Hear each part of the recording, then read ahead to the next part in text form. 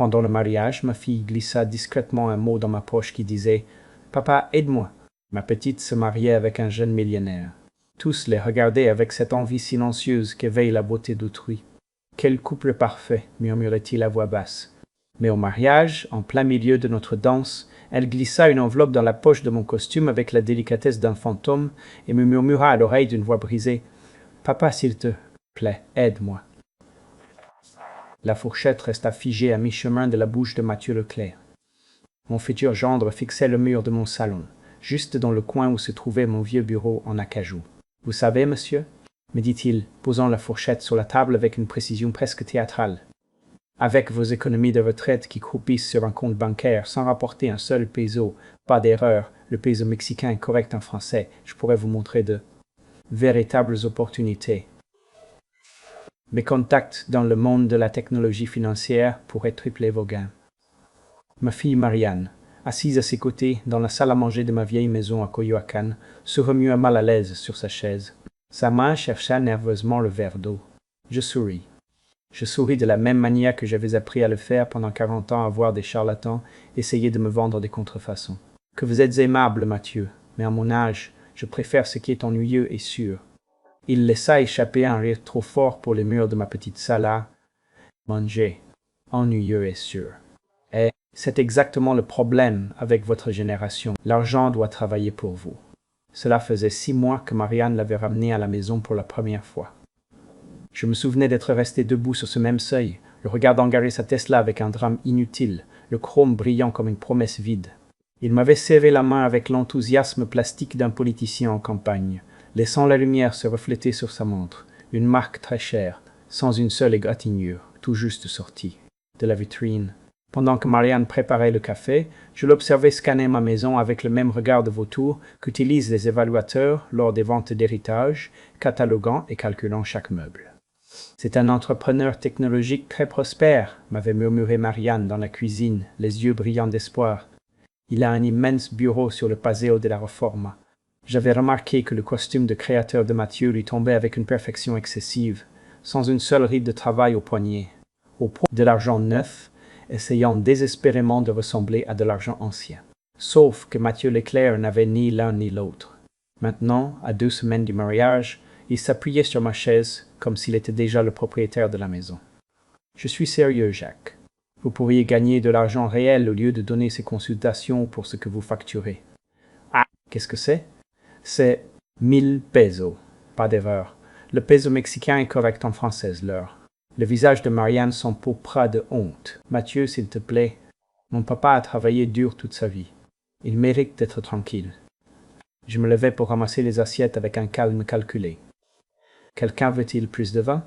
Mathieu s'excusa pour aller aux toilettes. À travers la vitre sombre de la fenêtre, je vis son reflet. Il s'arrêta près de mon bureau, sortit son téléphone et chercha l'angle parfait pour prendre en photo les papiers que j'avais délibérément laissés à la vue. C'étaient les relevés de compte de ma carte de débit, ceux qui montraient un solde confortable mais complètement ordinaire. Il ne photographia pas l'étagère du haut où reposait mon album de timbres postaux, le rejetant comme le passe-temps inutile d'un vieil homme. Quand il revint, Marianne m'aidait dans la cuisine. À travers la porte entr'ouverte, je l'entendis parler au téléphone. 1,5 million de pesos, pas d'erreur. Le peso mexicain est correct en française pour un mariage, dit-il, et sa voix portait cette satisfaction particulière de celui qui croit s'en tirer. À bon compte. Le vieil homme est blindé. Il y eut une pause. Il parlait sûrement avec Jeanne, sa sœur, et la nouvelle meilleure amie de ma fille. « Hey, juste de la patience », confirma la voix de la femme à travers le haut-parleur. Marianne est la clé. Mathieu laissa échapper un petit rire. « Je sais, elle me fait aveuglément confiance. » Je rinçai une assiette, laissant l'eau froide engourdir mes mains. Marianne riait de quelque chose sur son téléphone, inconsciente de tout, radieuse. J'avais dépensé 1,5 million de pesos.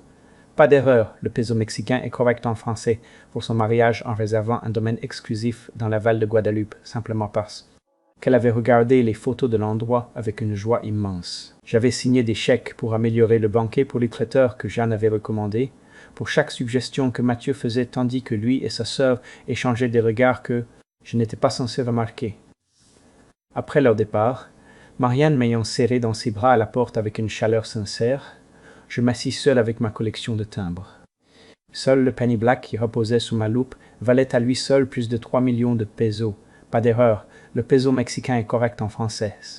La collection complète, assemblée pièce par pièce pendant 30 ans sous le pseudonyme de S sur le marché international de l'art et des objets de collection, valait plus de 100 millions de pesos. Pas d'erreur, le peso mexicain est correct en français. Mathieu avait regardé ses albums une seule fois. Il avait fait un commentaire dédaigneux sur de vieux timbres et n'y avait plus jamais prêté attention.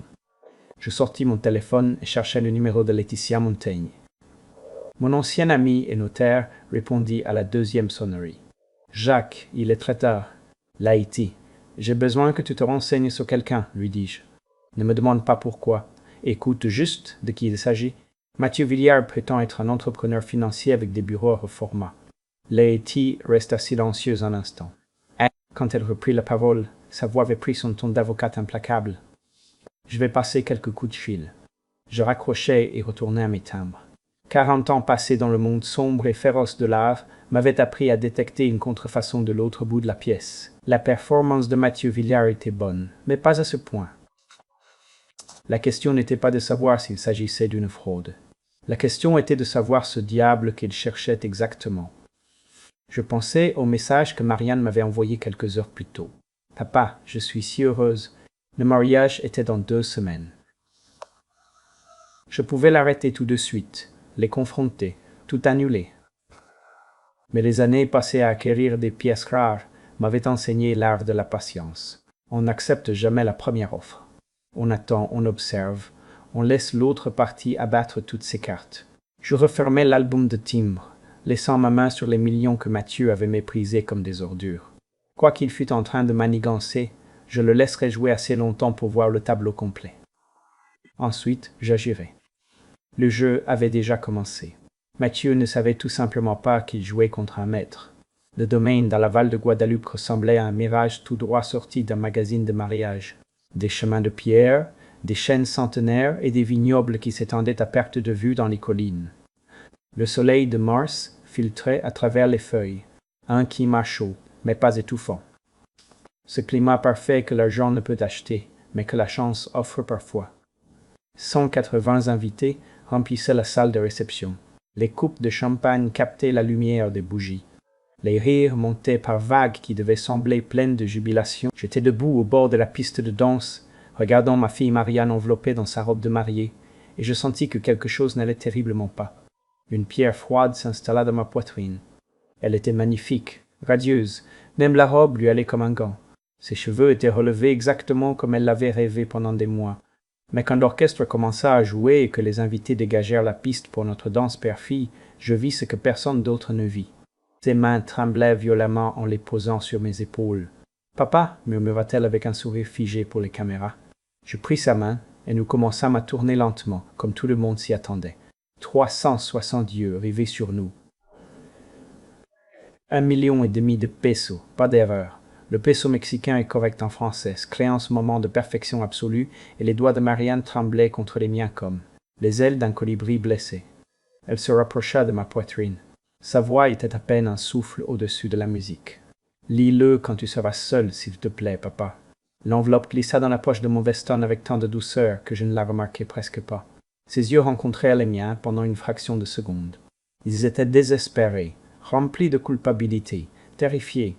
Je continuais à danser, je continuais à sourire. Je terminai la chanson. Puis je lui donnai un baiser sur le front et marchai à pas mesurés vers les toilettes, le cœur me battant les côtes comme un tambour de guerre. Le loquet fit un clic. J'appuyai mes mains sur le comptoir de marbre et sortis l'enveloppe avec des doigts qui étaient soudain devenus de glace. C'était du papier en tête de l'autel. L'écriture de Marianne était instable, mais claire. « Papa, aide-moi. Il y a 3 jours, j'ai entendu Mathieu parler au téléphone avec Jeanne. Il a dit qu'il m'épousait pour ton argent, que j'étais une cible facile. Il a dit qu'après le mariage, il me convaincrait de te placer dans une maison de retraite pour avoir un accès total à tes économies. Je ne savais pas quoi faire. Tout est payé. Tout le monde est là. S'il te plaît, arrête ça. » Je l'ai lu 2 fois. Dans le miroir, mon reflet changea. Quelque chose se brisa et se reforma derrière mes yeux. Une dureté qui n'avait pas été là depuis 15 ans. Pas depuis que je m'étais retiré des négociations brutales du marché de l'art et avais choisi une vie tranquille pour le bien de Marianne. Je me souviens quand je lui avais appris à danser à l'âge de 7 ans, ses petits pieds se balançant sur mes chaussures, confiante que je la garderais en sécurité. Cette confiance n'avait jamais faibli, ni quand sa mère nous avait quittés, ni pendant toutes les années passées à vivre modestement, tandis que je cachais ce que je possédais réellement. Pas même maintenant, alors qu'elle aurait pu fuir ou tout annuler elle-même, elle avait fait confiance en moi pour la protéger une fois de plus. Je pliai la note avec des mouvements précis, la remis dans ma poche et rajustai ma cravate. Quand j'ouvris la porte des toilettes, j'étais quelqu'un de complètement différent. J'étais quelqu'un que Mathieu Villeroy aurait dû étudier avec beaucoup plus de soin. Le salon bourdonnait du bruit des conversations et du tintement des verres. Je trouvais Mathieu au bar, entouré de 3 de ses amis en smokings loués, tous riant aux éclats de quelque chose qu'il venait de dire. L'argent du vieux bien dépensé, n'est-ce pas? La voix de Mathieu s'éleva au-dessus du brouhaha. Au moins, l'alcool gratuit est de première qualité. Ses amis éclatèrent de rire. L'un d'eux lui donna une tape dans le dos. « Tu es terrible, Villeroy. »« Je suis intelligent, » dit Mathieu avec un sourire tordu. « Il y a une différence. Je lui donne 6 mois avant que nous ayons un accès total à ses comptes. Marianne signera tout ce que je lui demanderai. » J'étais debout à 3 mètres derrière lui. Plusieurs invités m'avaient déjà remarqué et leurs expressions passèrent de l'amusement à un profond malaise. Mathieu ne vit pas leur visage changer. Il était trop ivre de sa propre ruse et du whisky chair. Je marchais directement vers la scène où se trouvait l'orchestre. Le microphone était là, à m'attendre. Je le pris. La musique s'arrêta au milieu d'une note. Le silence s'abattit sur le salon comme une vague de plomb. Ce mariage est annulé. Ma voix sortit calme, glaciale, absolue. Immédiatement, 180 visages se tournèrent vers moi. La confusion de Mathieu était presque comique. Sa bouche s'ouvrit, le verre à mi-chemin de ses lèvres, tandis que son cerveau tentait de traiter ce qui se passait. J'ai des informations qui rendent ce mariage impossible. Je laissai les mots flotter dans l'air, qu'ils s'enfoncent dans leurs os. Marianne, viens avec moi. Le visage de Mathieu se vida de couleur. Jacques, vous ne pouvez pas simplement. Je le regardais. Je le regardais seulement. Il s'effondra d'un coup. Jeanne apparut à côté de son frère, lui enfonçant les ongles dans le bras, le visage figé par la panique. Elle le savait. D'une certaine manière, elle savait que je les avais découverts. Marianne marchait déjà vers moi, sa robe froissant à chaque pas et les larmes coulant librement sur ses joues. Je lui tendis la main. Elle la prit. Nous marchâmes parmi les 180 invités qui nous regardaient en état de choc. Les téléphones commencèrent à sortir des poches, les caméras enregistrant chaque seconde. La voix de Mathieu s'éleva derrière nous, balbutiant des protestations qui ne convainquirent personne. « Marianne, attends. Ton père est confus. Il ne comprend pas ce qu'il fait. » Jeanne siffla comme une vipère. « Tais-toi, n'aggrave pas les choses. Comment cela pourrait-il être pire? Il sait. D'une certaine manière, il sait. » L'air du parking me frappa, frais et pur. J'ouvris la portière de la voiture à Marianne. Je jetai un dernier regard vers l'entrée du domaine. Mathieu sortit en courant, trébuchant. Jeanne essayait de le retenir. Les invités débordaient par les portes, les téléphones levés comme témoins d'une scène de crime. Je démarrai la voiture vers une vis dans le rétroviseur. Mathieu était à genoux sur le pavé. Le visage de Jeanne était un masque d'horreur. 180 personnes voyant leur monde s'écrouler. Marianne pleurait en silence sur le siège passager. J'allongeai la main et serrai la sienne. « Tout va bien se passer, » lui dis-je simplement. « Mais d'abord, ils doivent comprendre qu'ils ont commis une très très grave erreur. » La voiture prit la route, laissant derrière elle le Val de Guadeloupe. Je me réveillai à 5 heures du matin le lendemain. Ma chambre était encore dans l'obscurité. Marianne dormait au bout du couloir dans sa chambre d'enfance, la même que j'avais gardée intacte depuis qu'elle avait déménagé à 25 ans. Je préparais du café dans le silence de la cuisine avec des mouvements automatiques tandis que mon esprit cataloguait tout ce qui devait se passer ensuite. Mathieu Villeroy avait tenté d'escroquer ma fille. Il avait prévu de m'enfermer dans un asile. Le mariage m'avait coûté 1,5 million de pesos, pas d'erreur. Le peso mexicain est correct en français que je ne reverrai jamais. Je m'assis à mon bureau, sortis la note de Marianne et la relus une fois de plus. Le papier trembla légèrement dans mes mains. Ce n'était pas de la peur, c'était une fureur contrôlée qui avait besoin d'une direction, d'un but. J'envoyai un message à mon avocate et vieille amie Laetitia Montaigne. J'ai besoin de vous voir ce matin. C'est urgent. Sa réponse arriva en moins de 2 minutes. À mon cabinet, 9 heures pile. Le cabinet de Laetitia occupait le 15e étage d'un immeuble de verre au cœur du Paseo de la Reforma. Je la connaissais depuis 30 ans, depuis qu'elle était une jeune avocate et que je bâtissais mon empire artistique sous un pseudonyme. Elle m'avait aidé à structurer mon anonymat lorsque j'avais décidé de me retirer de ce monde pour vivre une vie tranquille pour le bien de Marianne. Son bureau d'angle donnait sur l'ange de l'indépendance, la lumière du matin baignant la ville d'argent. Elle se leva dès que j'entrai, le visage déjà tendu. Laetitia avait un instinct animal pour flairer les urgences. Je lui tendis la note de Marianne sans dire bonjour. Elle la lut 2 fois, la mâchoire serrée. Abus financiers envers les personnes âgées. Âgées, c'est un crime grave dans ce pays, Jacques. Mais il nous faut des preuves au-delà de ce simple papier. Nous devons savoir à qui nous avons réellement affaire. C'est pour ça que je suis là. Je veux tout savoir sur Mathieu Villeroy et sa sœur Jeanne. Laetitia sortit un carnet et commença à écrire. Je commencerai par les registres publics, les procès civils, le bureau de crédit. Mais Jacques, si cela prend la voie légale, il y a des mesures de protection que nous devons mettre en place immédiatement pour vous et pour Marianne. Tout ce qui sera nécessaire. Elle me regarda, et je vis la reconnaissance briller dans ses yeux. Elle se rappela qui j'étais vraiment. Elle se rappela ma véritable valeur. Ils ont choisi la mauvaise proie. Oui, répondis-je. Ils l'ont fait. Ce même après-midi, je marchais jusqu'à la maison de mon voisin, M. Robert Châtelain. Bob avait 70 ans et venait de prendre sa retraite après 40 ans en tant que journaliste d'investigation dans l'un des plus grands journaux du pays. Nous jouions aux échecs tous les mercredis soirs, une tradition vieille de 10 ans. Il ouvrit la porte, vêtu de son éternel pull en laine, ses lunettes de lecture pendant une chaîne autour de son cou. « Jacques, vous avez l'air terrible. Entrez. » Devant des tasses de café filtre, dans son salon encombré de livres et de vieux journaux empilés dans les coins, je lui racontais tout. Je ne lui parlais pas de ma fortune cachée, seulement de l'essentiel. Mathieu avait tenté d'escroquer Marianne. Il avait prévu de la manipuler pour me faire interner dans un asile le désastre du mariage. Les instincts de limier de Bob s'activèrent en une seconde. Ses yeux brillèrent et il redressa le dos. « Donnez-moi 3 jours. S'il y a des saletés cachées, je les dénicherai. »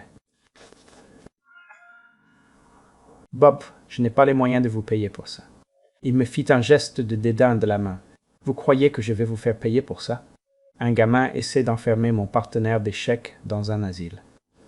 J'ai encore des sources partout, des contacts dans les tribunaux.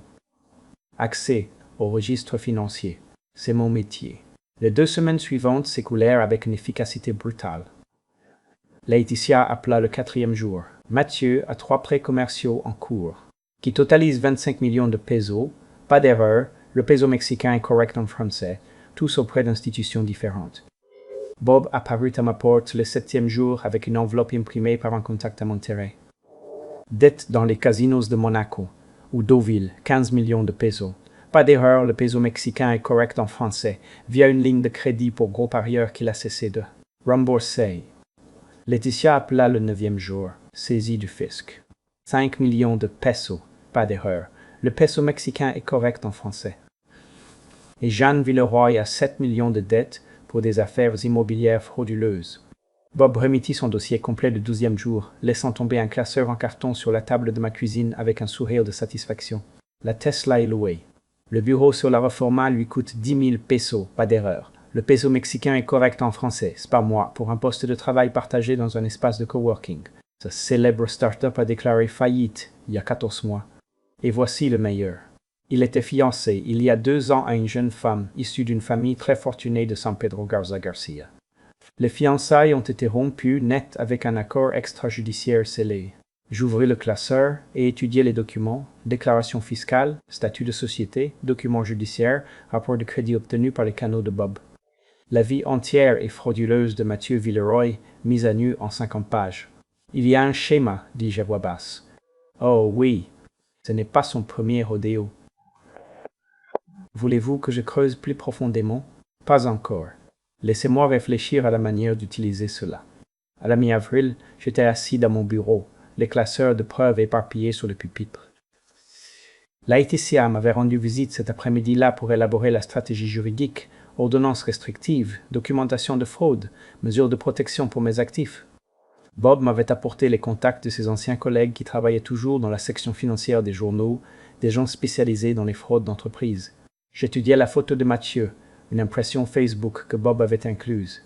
Jeune, beau, avec un sourire arrogant.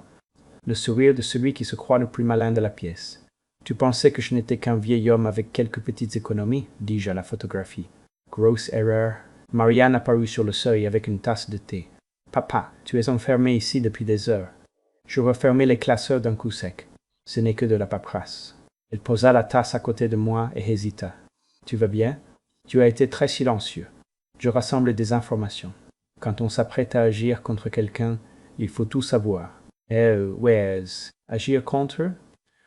Qu'est-ce que tu prépares? » Je regardais ma fille, 33 ans, institutrice, au cœur noble et confiant, blessée par un homme qui avait utilisé ses vertus comme des armes contre elle. « La justice, dis-je simplement.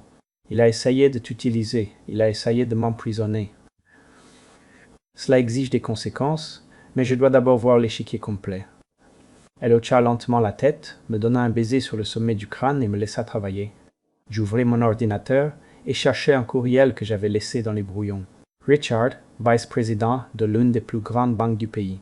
Quelqu'un que j'avais aidé des années auparavant à authentifier une œuvre contestée de Léonore Carenton pour la collection d'art de la banque. Il était temps de lui rendre l'appareil. Je tapai avec soin. « Richard, j'espère que tu vas très bien.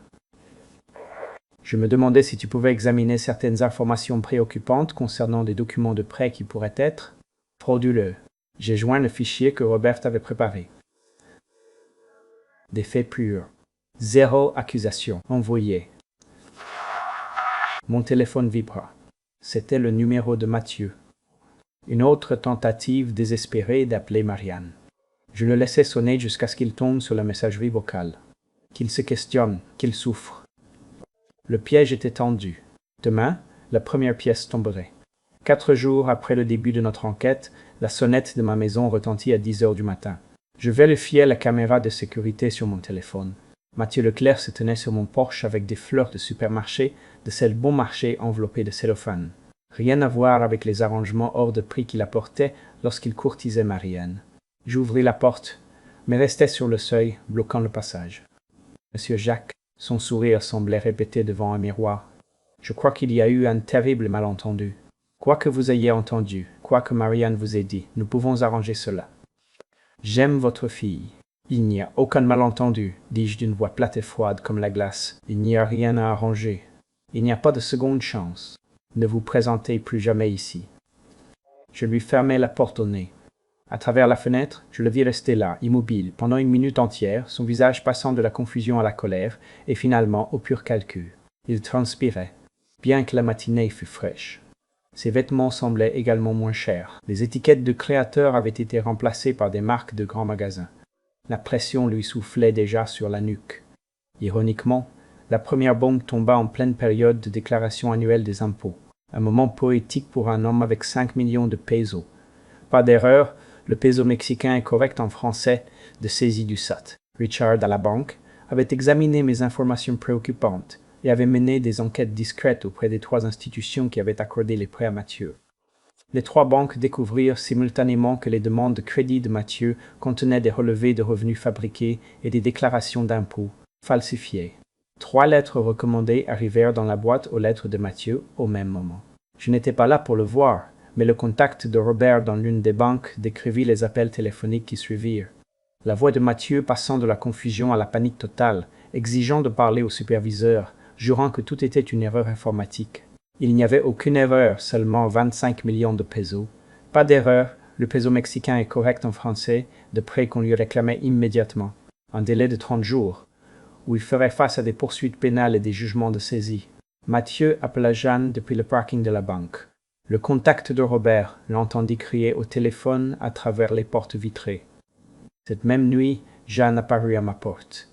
Je ne lui ouvris pas, je la vis seulement par la caméra, tandis qu'elle sonnait encore et encore, jusqu'à ce qu'elle laisse finalement une note manuscrite coincée dans l'encadrement de la porte.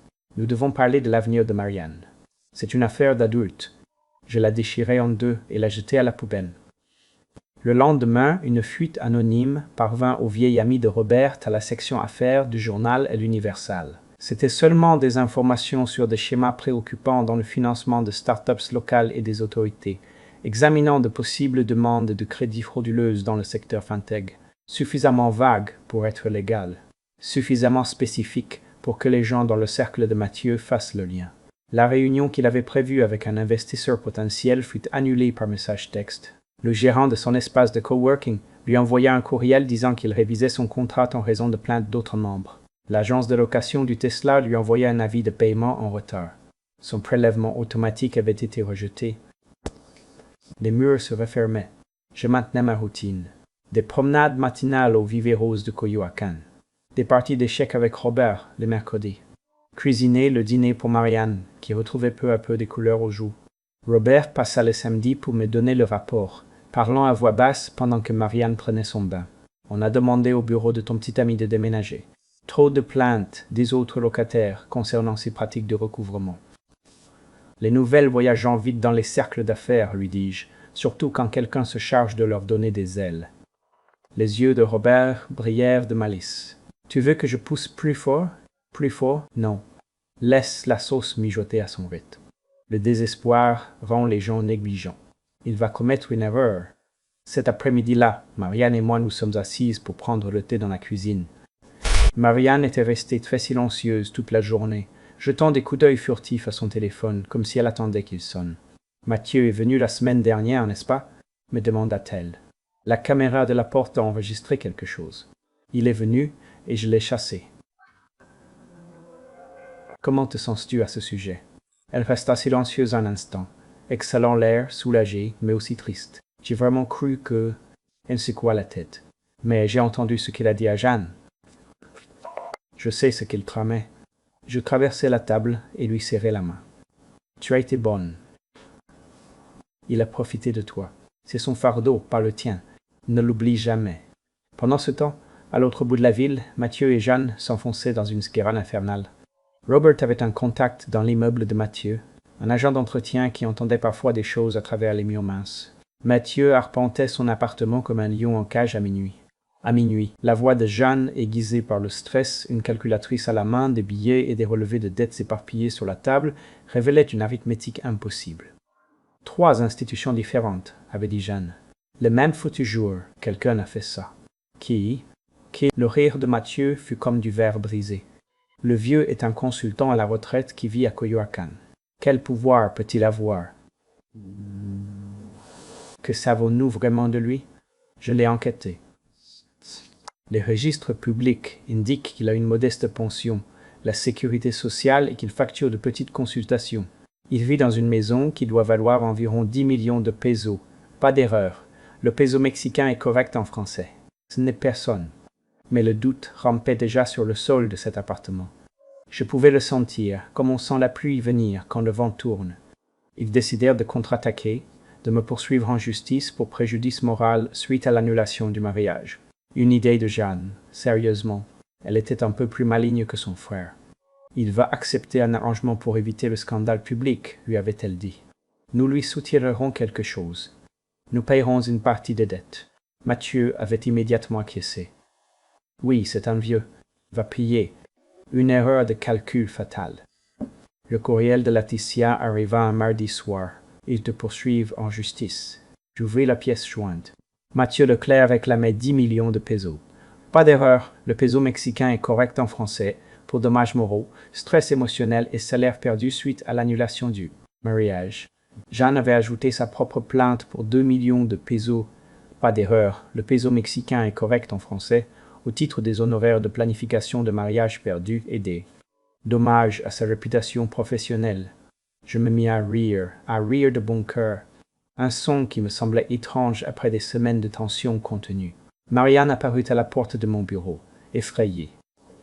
« Papa !» Je levai les yeux, essuyant les larmes de mes yeux.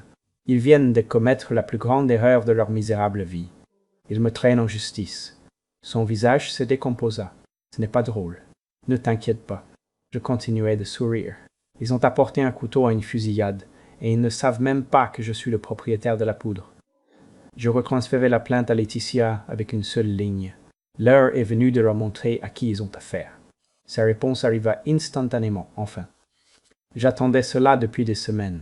Je fermai l'ordinateur portable et regardais autour de mon modeste bureau.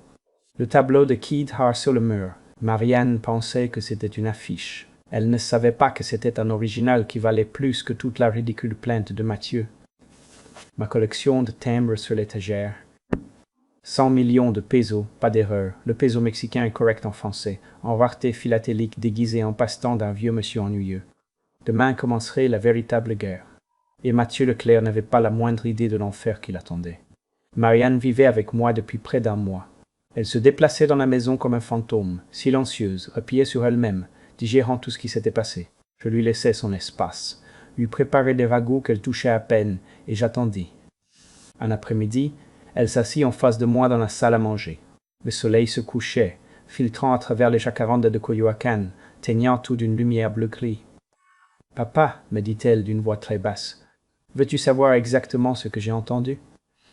La conversation complète. Je posai ma tasse de thé sur la table. « Seulement si tu es prête à me la raconter. » Elle hocha la tête, enveloppant ses mains autour de sa propre tasse comme si elle avait très froid. « J'ai besoin de le dire à voix haute. J'ai besoin que tu comprennes pourquoi je n'ai pas pu aller de l'avant avec le mariage. Je t'écoute. » Elle prit une inspiration. 3 jours avant le mariage, j'étais dans l'appartement de Mathieu. Nous vérifions les derniers détails, comme le placement des invités, les horaires, ce genre de choses. Je suis allé prendre un bain. Sa voix baissa d'une octave. Mathieu pensait qu'avec le bruit de l'eau, je ne l'entendrais pas. Il avait Jeanne au haut-parleur. J'ai tout entendu à travers la porte de la salle de bain. Je suis resté figé. Il a dit, le vieil idiot. Il a dépensé 1,5 million pour cette fête. Tu imagines sur combien d'autres choses il est assis. Bob, la voix de Marianne se brisa. Il t'a traité d'idiot, papa. Laisse-le, dis-je doucement. Les idiots sous-estimons. Cela joue en ma faveur.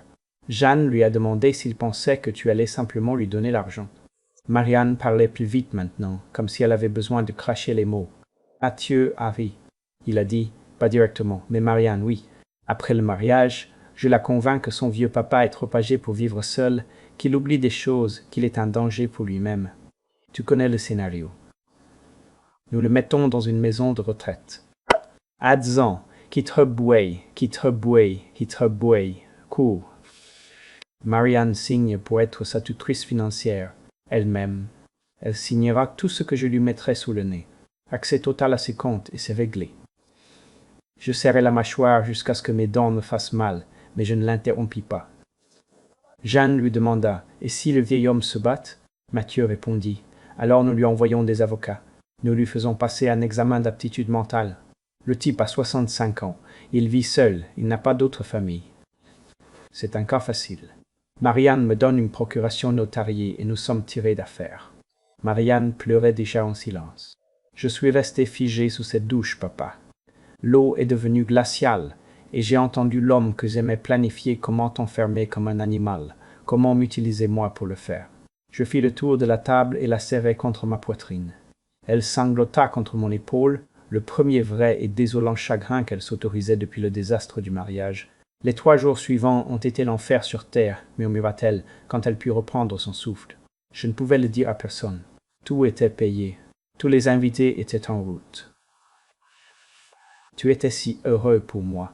J'ai essayé de me convaincre que j'avais mal entendu, qu'il y avait une explication, mais au fond de moi, je savais. Je savais ce qu'il était. Tu nous as sauvés tous les deux, lui dis-je d'une voix ferme. Tu as été courageuse au moment le plus important. Elle se recula en s'essuyant les yeux. J'ai écrit cette note une 12aine de fois. La danse était ma seule chance de te la donner sans qu'il ne la voie. Je savais que si quelqu'un pouvait arranger les choses, c'était toi. Nous restâmes silencieux un long moment. Puis je pris une décision. Marianne, y a-t-il quelque chose que tu dois savoir sur moi? Ce qui j'étais avant ta naissance. Je la conduisis à mon bureau, une pièce où elle n'entrait presque jamais, la respectant comme mon sanctuaire privé. J'ouvris un classeur métallique lourd, révélant des certificats d'authenticité, des polices d'assurance internationales, des registres de maisons de vente aux enchères. Pendant 25 ans, Le monde de l'art m'a connu sous le nom de Esse. J'ai été l'un des marchands et collectionneurs d'art moderne les plus légendaires du continent. J'ai construit l'une des collections privées les plus précieuses de tout le continent. Elle fixa les documents sans comprendre tout à fait. Je montrai le tableau au-dessus de la cheminée. Ce n'est pas une affiche, c'est un original de Kid Haron. Il vaut environ 50 millions de pesos. Pas d'erreur, le peso mexicain est correct en français. Elle écarquilla les yeux. J'ouvris les albums de timbres sur mon étagère. Cette collection vaut plus de 100 millions. La valeur totale de tout ce que je possède, y compris les pièces que j'ai gardées dans des coffres-forts, dépasse le milliard de pesos. Pas d'erreur. Le peso mexicain est correct en français. Marianne se laissa tomber lourdement sur la chaise de mon bureau. Un milliard. Après le décès de ta mère, j'ai décidé de vivre modestement. Je voulais que tu grandisses dans un monde normal, que tu ne sois pas une enfant gâtée et surtout que tu ne sois pas une cible pour les escrocs. Je souris sans la moindre trace d'humour, bien que tu aies fini par l'être de toute façon. Elle commença à rire. Un son légèrement hystérique mêlé de larmes. Il allait te voler. Il croyait que tu avais, je ne sais pas, quelques millions d'économies à la banque, et en réalité tu as tellement plus. Oui, il n'a pas la moindre idée à qui il a affaire. Pas encore, dis-je, mais il le saura. Quand le moment exact viendra, tout le monde le saura. Elle me regarda avec des yeux nouveaux. Elle ne voyait plus seulement son père, elle voyait quelqu'un de complètement différent, quelqu'un capable de tirer des ficelles qu'elle n'avait jamais imaginées. Qu'est-ce que tu vas faire? Je pensais à la voix de Mathieu Villard, planifiant de m'enfermer, planifiant d'utiliser l'amour de ma fille comme une dague, ce que j'aurais dû faire à la seconde où j'ai soupçonné que quelque chose n'allait pas. Je vais m'assurer qu'il n'essaie plus jamais de faire ça à aucune autre famille. Et je vais leur apprendre à ces deux-là que la ruse d'un vieil homme l'emporte toujours sur la jeunesse. Comment puis-je t'aider? Je saurai. Documente tout. S'il te contacte, enregistre-le si c'est légal ou note exactement tout ce qu'il t'a dit. J'ai déjà commencé à le faire depuis le mariage. Il m'a appelé 5 fois avant que je ne le bloque. J'ai gardé les messages vocaux, les messages textes aussi. C'est ma fille. Tu es plus forte que tu ne le crois, mon amour. Mon âme, elle me serra de nouveau dans ses bras. Cette fois, elle ne pleurait pas. Elle me serrait avec une force féroce. Papa, pardonne-moi. C'est moi qui l'ai fait entrer dans nos vies. Ne dis jamais ça. Tu es tombée amoureuse du masque qu'il a mis. C'est un escroc professionnel. Ce n'est pas ta faute. Mais, et s'il essaie de nouveau avec quelqu'un d'autre? Je la pris par les épaules et la regardai dans les yeux. Il ne le fera pas. Quand j'en aurai fini avec lui, Mathieu Villard ne pourra même plus escroquer la marchande de crêpes. Je te le jure sur ma vie. Cette nuit-là, après que Marianne fut allée se coucher, épuisée mais en paix, je m'assis seul dans mon bureau. Mon téléphone affichait les messages bloqués de Mathieu à Marianne, chacun plus pathétique que le précédent. Le dernier avait été envoyé ce matin-là. Marianne, s'il te plaît, j'ai besoin de te parler. Ton père ne sait pas dans quoi il s'est fourré. J'ai aussi des droits. Mon téléphone vibra. Un courrier de Laetitia Montaigne, envoyé à l'Aube. À l'Aube. Attention. Ils ont déjà déposé la plainte aujourd'hui. Un demi-million de dollars pour dommages moraux. Jeanne a ajouté sa part. Document joint. C'était exactement ce dont nous avions besoin. J'ouvris les fichiers et lus la plainte de Mathieu. Un langage dramatique sur une humiliation publique traumatisante, des promesses brisées, le comportement irrationnel d'un vieil homme. Je la lus 2 fois, puis éclatai de rire. Un rire véritable, profond et sombre. Mathieu croyait qu'en me menaçant d'un procès, il effraierait un vieil homme et le forcerait à transiger. Il pensait que réclamer des millions me ferait courber l'échine et payer en silence. Il n'avait aucune idée qu'il venait de m'offrir l'arme parfaite. Je réexpédiai les documents à Robert. Tu vas bien t'amuser avec ça. Puis j'envoyai un message à Laetitia. Nous allons les anéantir. Je m'assis dans une pièce entourée de chefs-d'œuvre et pensai à un escroc de bas. Étage qui avait tenté d'enfermer un lion. Demain, le vrai jeu commencerait. L'huissier arriva pendant que nous déjeunions. Des documents officiels. Une épaisse enveloppe portant le sceau du tribunal de grande instance de Paris. Mathieu Villard contre Jacques Salaire. Exigence de 10 millions de pesos. Pas d'erreur. Le peso mexicain est correct en français pour préjudice moral, diffamation et humiliation publique. Annexe de Jeanne Villard. 2 millions pour honoraires perdus et atteinte à sa réputation professionnelle. Marianne me regardait nerveusement tandis que je parcourais la plainte. J'étais calme, trop calme. J'appelais Laetitia. Ils m'ont poursuivi en justice. Sa voix sonnait comme celle d'une enfant à Noël. Je sais. J'ai déjà les documents de mon côté. Tu peux venir à mon cabinet dans 1 heure. Nous allons bien nous amuser. Au cabinet Montaigne et Associés, la salle de réunion donnait sur l'avenue des Champs-Élysées, avec les tours de verre et d'acier déchirant le ciel de la ville. Laetitia étala la plainte de Mathieu sur la table en acajou poli. C'est le plus beau cadeau qu'il pouvait nous faire. Ses yeux brillaient d'une fin professionnelle absolue. En déposant cette plainte civile, ils nous ont ouvert la porte pour exiger des preuves. Nous pouvons demander au juge de citer tout, relevés bancaires, courriels, relations passées, et nous allons contre-attaquer pour abus de faiblesse sur personne âgée. Et ça, Jacques, c'est un délit pénal. À quelle vitesse peux-tu agir? J'ai déjà déposé une demande d'ordonnance de protection d'urgence ce matin même. Nous avons l'audience cet après-midi. Le juge va adorer cette histoire. Elle sortit la transcription des enregistrements de Marianne, les dettes de casino que Robert avait trouvées, les demandes de prêts frauduleuses. Nous allons contre-attaquer pour 100 millions de pesos, pas d'erreur. Le peso mexicain est correct en français, décréta Laetitia. Eh oui, je suis très sérieuse. Je haussai un sourcil. On dirait bien. Article du Code pénal, abus de faiblesse sur une personne de plus de 60 ans. Les peines incluent la prison, le paiement de dommages jusqu'à 3 fois le préjudice réel, plus les frais. Avocat, tu as 65 ans. Il prévoyait de te placer dans une maison de retraite pour te voler. Nous l'avons sur un enregistrement. 100 millions, c'est même conservateur. À 15 heures, nous étions debout au palais de justice. Mathieu et Jeanne apparurent avec un avocat qui semblait avoir pris l'affaire le matin même. Un costume bon marché, des papiers en désordre et cette aura incomparable de quelqu'un qui vient de réaliser qu'il s'est fourré dans la cage au lion. Le juge, un homme au visage sévère, examina le recours d'urgence de Laetitia, la note de Marianne, les transcriptions, les dettes de Mathieu, les faux prêts, son historique avec son ex-fiancé de Montpellier. L'avocat de Mathieu tenta d'argumenter qu'il s'agissait d'un conflit familial privé. Le juge le coupa net. Il s'agit d'un abus présumé sur personne âgée, maître. Les tribunaux de ce pays prennent cela très au sérieux. Il regarda directement Mathieu. Monsieur Villars, j'ai examiné les preuves. Votre prétendu plan d'interner Monsieur Salaire dans une institution psychiatrique pour accéder à ses biens est profondément troublant. L'avocat de Mathieu bégaya. Votre honneur s'est sorti de son contexte. Maître, j'ai ici la transcription d'un enregistrement. Maison de retraite, tutrice financière, accès total à ses comptes. Dans quel contexte exactement cela est-il acceptable? Un silence sépulcral. C'est bien ce que je pensais.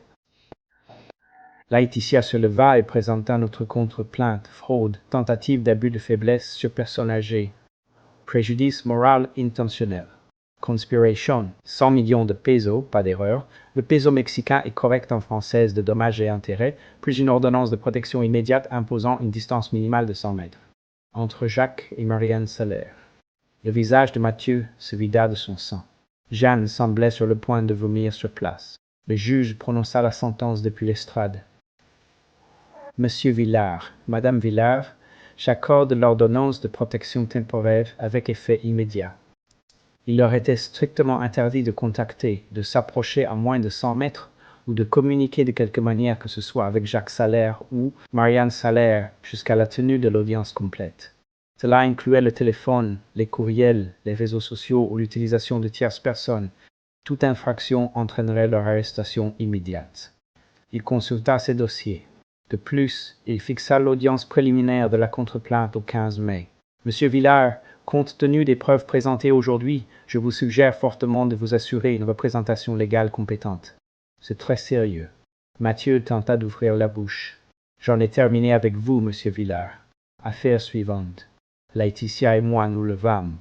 Mathieu et Jeanne restèrent cloués à leur chaise, en état de choc. Leur piètre avocat prenait des notes frénétiquement, comprenant enfin le désastre dans lequel il s'était fourré. Dehors, devant le palais de justice, le soleil printanier nous frappa de plein fouet. Nous marchâmes vers la voiture de Laetitia. Mathieu et Jeanne sortirent quelques instants plus tard, restant immobiles sur les marches du tribunal, exactement à 100 mètres de distance, comme l'exigeait la loi. Je pouvais les voir parfaitement. Mathieu avait le téléphone collé à l'oreille, suppliant sûrement d'autres avocats. Jeanne pleurait, c'était la première fois que je la voyais vraiment s'effondrer. Je m'appuyais sur ma canne. Je n'en avais pas réellement besoin, mais cela accentuait mon âge d'une manière délicieuse. Je me tournais lentement, les regardais droit dans les yeux à travers la place, levai une main pour un petit salut glacial et souris. Mathieu le vit. Nos regards se croisèrent à 100 mètres de distance, et à cet instant précis, quelque chose changea sur son visage. De la reconnaissance. Une terreur pure. Le début de la compréhension qu'il ne se battait pas contre un vieil homme effrayé, mais contre quelqu'un qui avait planifié cela. Quelqu'un qui voulait cela. Je me retournai et dis quelque chose à voix basse à Laetitia. Elle éclata de rire. Nous montâmes en voiture. Derrière nous, Mathieu et Jeanne restèrent figés sur les marches du palais de justice, comprenant enfin qu'ils étaient engagés dans une guerre qu'ils ne pouvaient pas gagner. Dans la voiture, Laetitia était déjà en train de manœuvrer. Le 15 mai. Ils ont 10 jours. Ils doivent trouver un vrai avocat, ce qui coûte de l'argent qu'ils n'ont pas. Pendant ce temps, l'ordonnance restrictive les tient éloignés de toi et de Marianne, et dès demain, j'envoie tout le dossier au ministère public. Vont-ils se battre ou vont-ils se rendre? L'ego de Mathieu lui dit de se battre, répondis-je. Son compte en banque à zéro lui dit de se rendre. De toute façon, nous avons déjà gagné. Cette nuit-là, Robert m'appela au téléphone.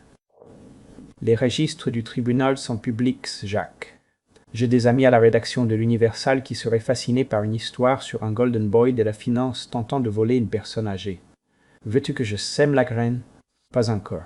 Laisse Mathieu commettre la prochaine erreur et il la commettra. Le désespoir le garantit. Je raccrochai le téléphone et m'assis avec ma collection. J'examinais à la loupe un timbre de l'époque victorienne qui valait environ 3 millions de pesos. Pas d'erreur, le peso mexicain est correct en français. Main ferme, esprit clair. Mathieu et Jeanne commençaient à comprendre qu'ils s'étaient frottés à quelqu'un qui avait une patience infinie, des ressources inépuisables et rien à perdre.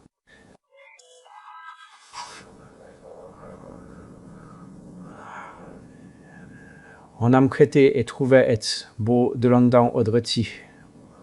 Mathieu déjà compensait à comprendre qu'il s'était frache à sauvage inépuisable existence de sauvage, qui, si aidait sans eux, l'ordonnance restrictive signifiait qu'ils ne pouvaient pas s'approcher. La contre-plainte signifiait qu'ils se vidaient de leur argent, un argent qui n'existait pas. La date du 15 mai signifiait qu'ils avaient 10 jours pour résoudre un casse-tête. Impossible. Je rangeai le timbre avec soin dans son étui protecteur. J'avais bâti cette collection pendant des décennies avec patience et une précision de chirurgien. Démanteler la vie de Mathieu Villard exigerait exactement les mêmes compétences. Et j'avais tout le temps du monde. Mathieu, en revanche, avait 10 jours avant que le ciel ne lui tombe sur la tête. Le compte à rebours était lancé et je savourais chaque putain de seconde. 3 jours après l'audience, la chronique de Robert Castel parut dans la section principale des finances. Le titre était « La fraude envers nos aînés, la nouvelle menace en col blanc dans la ville ». Il ne mentionnait ni Mathieu ni Jeanne par leur nom, mais décrivait le cas récent d'un entrepreneur de 35 ans qui aurait planifié d'interner le père de sa fiancée pour vider ses économies de retraite. Les détails étaient précis. Une annulation de mariage dans la Val de Guadeloupe, des documents judiciaires, une ordonnance restrictive. Quiconque évoluait dans leurs cercles sociaux reconnaîtrait l'histoire immédiatement. En 48 heures, l'article avait été partagé sur les réseaux sociaux plus de 700 fois. Les quelques contacts d'affaires qui restaient à Mathieu le lurent. Les clients immobiliers de Jeanne le lurent. Les rumeurs à voix basse se transformèrent en un cri assourdissant. Ils sont socialement morts, me dit Robert devant l'échiquier ce mercredi-là. Mes sources me disent que Jeanne fait l'objet d'une enquête de la Chambre des agents immobiliers. Mathieu fut mis à la porte de son bureau. Je déplaçai mon cavalier en calculant. Et qu'en est-il de la faillite? Les créanciers déposèrent la demande de saisie le lendemain de l'expiration du délai. Tout ce qu'ils possèdent, c'est-à-dire rien, sera liquidé. Robert prit mon fou. Sa voiture de luxe fut emmenée par la dépanneuse la semaine dernière. Mathieu dut commander un Uber pour se rendre à son rendez-vous avec son avocat spécialisé en faillite. Il n'eut même pas de quoi payer la compte. Les dominos tombaient exactement comme je les avais arrangés. 2 semaines plus tard, je me tenais au musée Tamayo, en plein bois de Chapultepec, entouré de la crème de la société mexicaine. La vente aux enchères caritatives pour le Fonds de protection des personnes âgées avait attiré des directeurs de banque, des familles de la haute société et des philanthropes qui régissaient la vie culturelle du pays. J'avais aidé à organiser l'événement grâce à mes anciens contacts dans le monde de l'art. Je n'avais pas encore révélé que j'étais Jess. Je m'étais seulement présenté comme un donateur préoccupé qui avait récemment pris connaissance de la cause. Ma contribution personnelle, une impression originale de Banksy authentifiée, estimée à environ 16 millions de pesos. Pas d'erreur, le peso mexicain est correct en française. Marianne se tenait à mes côtés, très élégante, dans une robe noire et sobre. Elle avait guéri à pas de géant ces dernières semaines. Ce soir, elle portait le menton très haut. « Papa, me murmura-t-elle, la moitié de la salle nous dévore des yeux. » Laisse-les regarder. Nous soutenons une noble cause. Pendant les discours, l'un des orateurs raconta une histoire étrangement similaire à la nôtre. Un jeune homme qui projetait d'envoyer le père de sa fiancée dans une maison de retraite pour lui, voler l'argent de sa retraite. Aucun nom ne fut prononcé, mais toute la salle fit le rapprochement. Je n'avais pas arrangé cela avec les organisateurs. Je vis les regards, les sourires de complicité, les murmures derrière les coupes de champagne. Mathieu et Jeanne n'étaient pas là, bien sûr, mais le lendemain, ils verraient les photos dans les magazines mondains, montrant les personnes influentes discuter de la maltraitance des personnes âgées avec des allusions très, très directes. « Ce Banksy que tu as donné, » me dit Marianne plus tard, en feuilletant le catalogue de la vente aux enchères. L'estimation indique qu'il vaut 16 millions. Mathieu croyait que tu avais peut-être 10 millions au total. Tu viens d'offrir le double de cette somme en une seule nuit. Je souris. C'est allé à une bonne cause, et cela a servi à mettre les choses au clair. Le lendemain matin, Letty m'appela pour me donner les dernières nouvelles. Mathieu et Jeanne se déclarèrent en faillite séparément. Une manœuvre astucieuse de sa part. Elle tente de se désolidariser légalement de son petit frère. Et qu'en est-il de notre contre-poursuite? Le tribunal des faillites a la priorité, mais notre jugement restera dans leur dossier. Ils ne pourront jamais la payer, mais elle les poursuivra jusqu'à leur mort. Leur crédit est anéanti, leurs opportunités d'emploi sont mortes. Ils vont ressentir ce coup pendant des années. Je ne sais pas de leur soutirer de l'argent, Letty. J'essaie de m'assurer qu'ils ne recommenceront jamais. Mission accomplie. Alors, aucune banque ne leur prêtera un sou. Aucune entreprise sérieuse ne les embauchera jamais pour un poste de confiance. Les contacts de Robert nous rapportèrent leur déclin pas à pas. Mathieu et Jeanne étaient allés vivre ensemble temporairement, tous deux sans un sou, tous deux au chômage, entassés dans son petit appartement. L'arrangement dura 2 semaines avant d'exploser. Il se crie dessus à plein poumon toutes les nuits, me raconta Robert. Mon contact dans l'immeuble dit que les voisins ont déjà appelé la police à cause du bruit. Je ne me réjouis pas de leur souffrance. Je ne devrais pas, mais tu devais le savoir. Jeanne importa ses affaires hier. Elle alla dormir sur le canapé d'une amie dans le quartier Narbart. Leur relation se disloqua. Ils se rejettent la faute l'un sur l'autre. Prévisible. La culpabilité partagée est un acide qui détruit toute relation. Ils ne pouvaient pas se regarder en face et accepter ce qu'ils avaient fait ensemble. Et puis arriva la lettre de Mathieu. Marianne me l'apporta, le visage tendu. Elle la donna à Sarah, mon amie d'école, pour qu'elle me la remette. Il lui est interdit de me contacter directement en raison de l'ordonnance restrictive. Je l'ai lu. C'était un texte émotionnel bien écrit, hautement manipulateur. Mathieu jurait que Jeanne l'avait forcé à tout faire. Il disait que ses sentiments pour Marianne étaient purs. Il suppliait pour une seule rencontre en personne afin de clore l'histoire. Marianne étudiait mon visage. Je pense à le voir, papa. Juste pour boucler la boucle. Chaque instinct de protection en moi criait « Non, absolument pas ». C'était dangereux. Ce misérable allait la manipuler de nouveau. Mais je me rappelais le conseil que Letty m'avait donné des semaines auparavant. Tu ne peux pas la garder dans une boule pour toujours. Jacques doit prendre cette décision et voir de quoi il est réellement fait. Je pris une décision difficile. Tu es une femme adulte. C'est ton choix. Mais si tu vas le voir, ce sera dans un lieu public, en plein jour, et je me tiendrai à quelques mètres de distance. Elle acquiesça lentement au café El Jarocho. Le samedi après-midi, j'appelai Robert. J'ai besoin de toi dans ce café. Apporte ton enregistreur, par sécurité. Letty l'a appris et m'a prévenu si Marianne initie le contact, l'ordonnance restrictive est invalidée pour ce moment. C'est légal, mais s'il devient agressif, c'est un motif d'arrestation. Je vais prévenir mes contacts à la police du quartier. Le samedi arriva. Je me suis garé juste devant le café, à un endroit où Marianne pouvait me voir clairement à travers la vitrine. Robert était à l'intérieur, assis à une table de coin avec un journal ouvert et l'enregistreur allumé dans la poche de sa veste. Nous avions convenu d'un signal. Si Marianne posait sa tasse de café sur le bord de la table, j'entrais en défonçant la porte. À travers la vitre, je vis Mathieu arriver le premier. Il avait l'air anéanti, mal rasé, avec des vêtements trop grands et des cernes qui ressemblaient à des ecchymoses. Quand Marianne entra, il se leva, les yeux remplis de larmes. Des larmes qui semblaient sincères. Je ne pouvais rien entendre, je ne lisais que le langage corporel. « Attends, me dis-je, fais confiance à la force de ta fille. » 15 minutes passèrent. 20. Soudain, Marianne se leva brusquement et fit glisser sa tasse jusqu'au bord de la table. J'étais déjà sorti de la voiture et traversai la rue avant qu'elle ne touche la porte du café. Elle marcha droit vers moi. Son visage n'était ni en larmes ni tremblant. Il était clair, dur et résolu.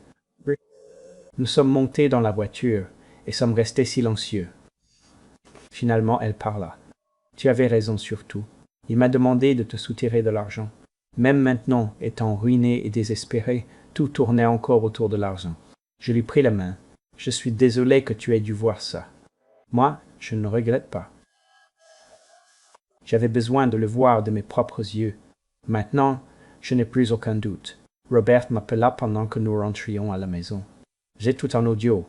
Il a violé l'esprit de l'ordonnance restrictive en essayant de l'utiliser pour t'atteindre et a admis avoir pissé sur ta fortune. Ce soir-là, Letty appela. Le ministère public va déposer les accusations formelles, fraude fiscale, fraude bancaire et tentative d'abus financier envers une personne âgée. Ils veulent que tu témoignes à l'audience préliminaire. Dans 3 semaines, tu devras expliquer d'où proviennent tes ressources. Si l'avocat de Mathieu tente de me dépeindre comme un vieil homme rancunier qui exagère, oui, c'est là que Jacques Salazar se révélera. Letty garda le silence. Ce sera un scandale. Ta réputation dans le monde de l'art sera du domaine public. Tant mieux. Peut-être qu'ainsi, le prochain petit escroc en costume y réfléchira à 2 fois avant d'attaquer quelqu'un juste, parce qu'il le voit vieux. Marianne m'écoutait. Elle hocha la tête avec fermeté. Fais-le, papa. Que tout le monde sache qui tu es vraiment. Tu t'es déjà caché trop longtemps. Je pris le téléphone. Letty, je vais témoigner avec tout ce que j'ai. Qu'il sache qui est ce type. Au café du quartier de la Roma, quand Marianne s'était assise en face de Mathieu, il se transforma. L'entrepreneur raffiné qu'il avait courtisé n'existait plus. Il était décharné. « Marianne, merci de me donner cette opportunité. » Elle s'assit, les bras en garde. Robert, à 2 tables de distance, tournait la page de son journal. Par la fenêtre, Marianne voyait ma voiture. Mathieu lâcha son discours répété. J'ai eu le temps de réfléchir à ce que j'ai fait, au monstre que je suis devenu. Sa voix se brisa. Jeanne, elle m'a beaucoup poussé. Elle a toujours été obsédée par le statut. Je me suis laissé entraîner par ses plans, mais ce que je ressentais pour toi était réel. C'est réel. Il tenta de lui prendre la main par-dessus la table. Elle ne se retira pas, mais laissa sa main inerte. « Mathieu, j'ai entendu ce que tu as dit à Jeanne. L'histoire de l'asile. Comment allais-tu m'utiliser pour contrôler mon père? Comment expliques-tu cela? » Il avait la réponse préparée. J'agissais pour elle. Elle me mettait la pression. Elle a dit que si je ne lui présentais pas un plan concret pour soutirer de l'argent, elle ne m'aiderait pas à payer le mariage. Je lui ai dit ce qu'elle voulait entendre. Je ne l'ai jamais pensé sérieusement. Ce fut presque convaincant. Le visage de Marianne s'adoucit d'1 millimètre. La note que j'ai donnée à mon père a été la chose la plus difficile que j'ai faite dans ma vie. Je t'aimais et je t'aime. Mathieu se pencha en avant, ses larmes se transformant en une intensité fiévreuse. Nous pouvons repartir de zéro. Peut-être pas en ville, ailleurs. Je vais reconstruire ma vie. Je vais te le prouver. Et puis il commit l'erreur fatale. Ton père n'est pas ce qu'il semble, n'est-ce pas? J'ai entendu des choses, des rumeurs sur son argent, son art, ses collections valant des millions. C'est vrai? Ses yeux brillaient, trahissant sa fausse contrition. Car si c'est vrai, Marianne, si seulement tu lui parlais, si tu lui expliquais que j'ai changé, que j'ai besoin d'un petit coup de pouce pour me relever, ce ne serait pas pour moi, ce serait pour nous, pour notre avenir. Le monde se cristallisa pour Marianne avec une clarté brutale. Elle se leva calmement, fit glisser la tasse jusqu'au bord de la table et lui parla avec une fermeté qui la surprit elle-même. Il ne s'est jamais agi de moi, ni il y a 6 mois, ni le jour du mariage, ni aujourd'hui. Tu ne m'aimes pas, Mathieu. Tu aimes ce que tu crois pouvoir m'extorquer. Le masque de Mathieu se brisa.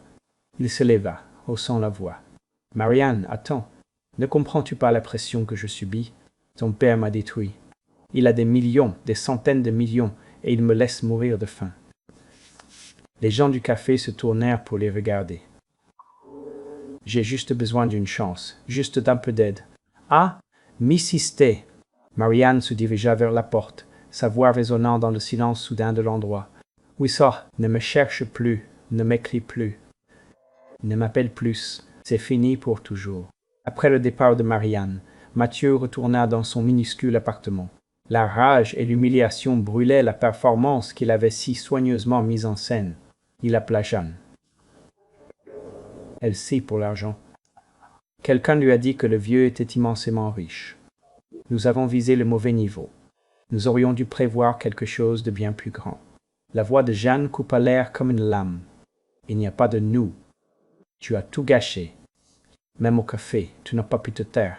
Tu as dû poser des questions sur son argent. Des amis communs t'ont vu faire ton numéro. Tu es pathétique. C'était ton idée géniale. C'est toi qui as trouvé Marianne, et c'est toi qui as tout exécuté comme un idiot. J'en ai fini avec toi, Mathieu. Ne me rappelle plus. Sa voix devint glaciale. Quand le parquet m'appellera, je coopérerai avec eux. Je n'irai pas en prison pour tes bêtises, accrocha-t-elle. Mathieu resta seul dans l'appartement qui était désormais sa cellule. Oh, il avait tout perdu. Son téléphone sonna. C'était le bureau de l'avocat commis d'office, qui lui rappelait au sujet de l'enquête du fisc. Monsieur Leclerc, j'ai examiné votre dossier. Les preuves de fraude au prêt sont accablantes. Les accusations d'évasion fiscale sont imminentes. Vous risquez de la prison fédérale. Les murs l'avaient finalement écrasé. L'audience de faillite était une pure routine jusqu'à ce que Mathieu me voie entrer et m'asseoir sur les bancs du public. Il était à la table des accusés pendant que l'administrateur judiciaire lisait le rapport de sa faillite. 25 millions de dettes, c'est bien, un vieil ordinateur portable et quelques vêtements. Valeur nulle. Ils examinaient les fausses demandes de crédit quand il me vit assis au 3e rang. Il se leva d'un bond, traînant sa chaise avec un grincement violent qui résonna dans le tribunal. C'est de sa faute. Qu'est de sa faute? Sa voix se brisa de pur désespoir. Ce vieux m'a ruiné la vie. Il a annulé mon mariage, a monté ma fiancée contre moi, a appelé mes créanciers, et tout ça parce que c'est un vieux retraité aigri et solitaire qui ne supportait pas que sa fille le quitte.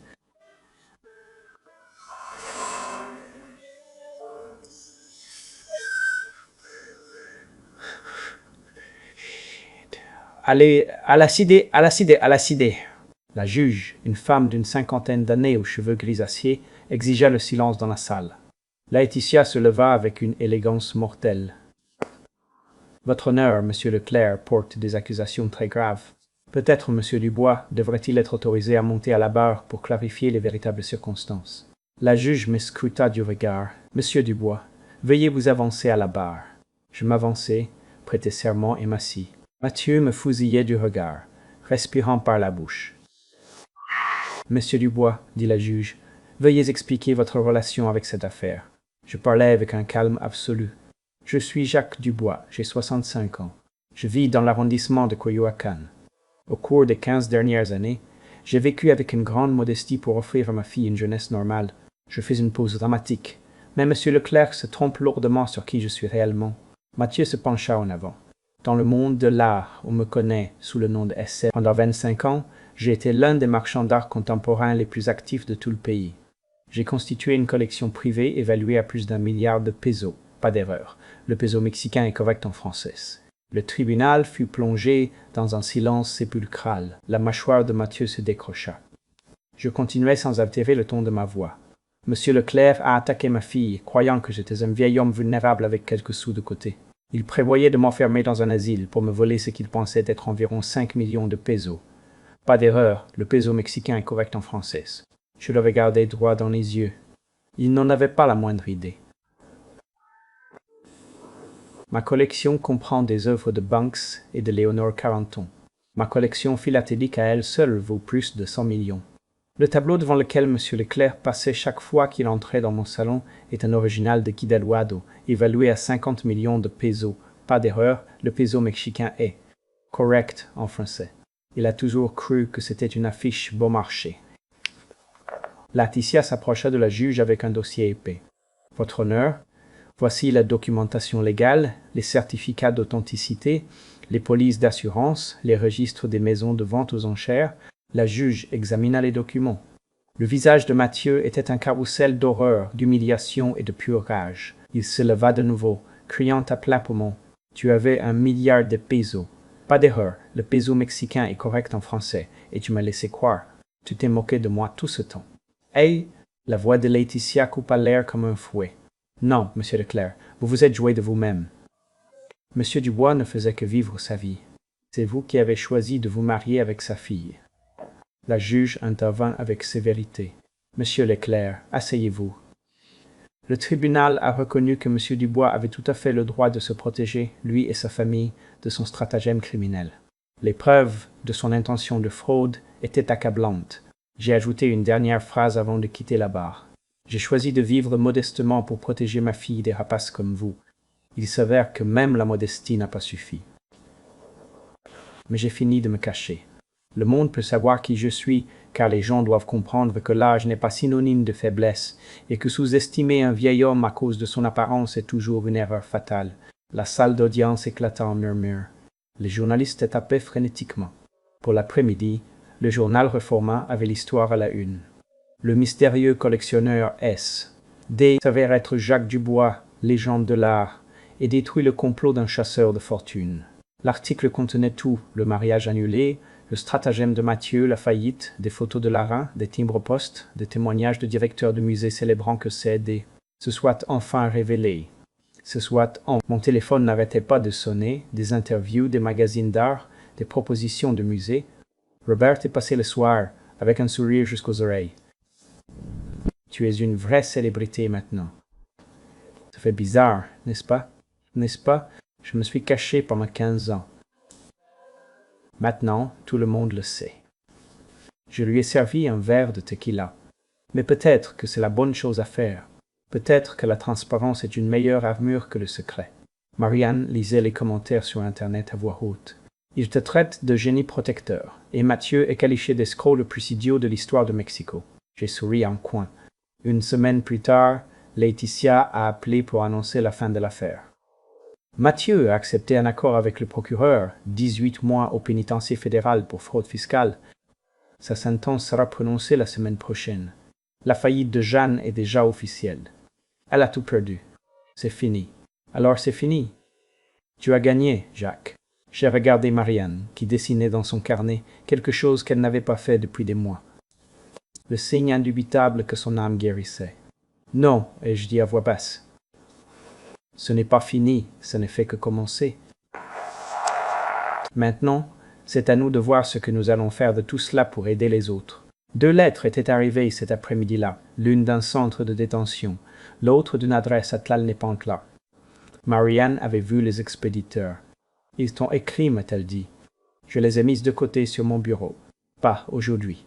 Certaines conversations nécessitent que le temps fasse son œuvre. Maintenant, dans le silence de la nuit, j'ai regardé ces enveloppes. Mathieu et Jeanne écrivant depuis leurs défaites respectives. Demain, ai-je pensé, demain je lirai ce qu'ils ont à dire. Ce soir, je veux juste m'asseoir avec ma fille, la regarder dessiner et ressentir quelque chose que je n'avais pas ressenti depuis 5 mois. La paix, la paix. 3 semaines se sont écoulées avant que j'ouvre les lettres. C'était un samedi matin de fin août. Marianne m'a apporté du café et m'a demandé « Tu vas les lire ?» J'ai pris la première enveloppe, l'écriture de Mathieu, expéditeur du pénitencier fédéral. « Monsieur Dubois, je vous écris ceci d'un endroit où je n'aurais jamais imaginé me trouver. 18 mois. Ça semble une éternité quand on n'a rien d'autre que du temps pour réfléchir à sa propre stupidité. L'avarice m'a aveuglé. Je vous ai regardé et j'ai vu un distributeur automatique au lieu d'un être humain. J'ai regardé Marianne et j'ai vu une clé au lieu de la femme que je j'aurais aimée. Vous avez bien fait d'arrêter le mariage. Vous aviez raison sur tout. Vous m'avez donné une leçon qui me marquera à vie. Je n'espère pas que vous me pardonnerez. Je ne le mérite pas. Mais Marianne mérite de savoir que je comprends parfaitement ce que je lui ai fait et que je le regrette sincèrement. J'espère qu'elle trouvera un homme digne d'elle. Ce n'était jamais moi. La lettre de Jeanne était plus courte, écrite sur du papier ordinaire. Monsieur Dubois, j'ai tout perdu. Ma licence immobilière, ma carrière, mes économies, mon frère, toute ma réputation. Je travaille dans un centre d'appel à Tlalnepantla, répondant au téléphone pour le salaire minimum. Il y a des matins où je ne veux pas me lever du lit, mais je le fais parce que je dois vivre avec mes décisions. Vous aviez tout à fait le droit de nous arrêter. Nous avons planifié quelque chose de pervers et nous avons cru que nous nous en sortirions parce que nous vous voyions vieux et seuls. Nous nous sommes trompés sur votre argent, oui, mais nous nous sommes encore plus trompés sur le genre d'homme que vous êtes. Merci de ne pas m'avoir complètement détruite quand vous en avez eu l'occasion.